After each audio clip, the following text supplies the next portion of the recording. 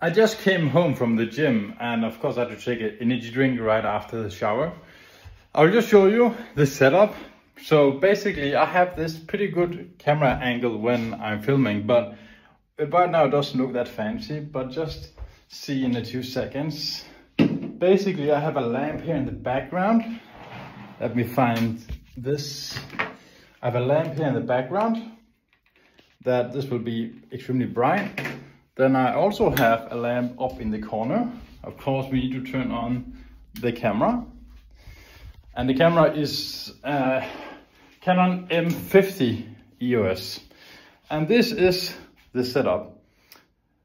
And when I basically turn on the camera, we can see the quality is going to be pretty good right away. I just need to turn the lens the right way, and then I'm ready to take the meetings for today. So that is the setup and the cave I'm in. Sometimes it might be 30 degrees outside and I will still have this locked down, so there's no sun coming in. I'm just sitting in this room, and that's why I have this one as well that can blow a little bit of air sometimes.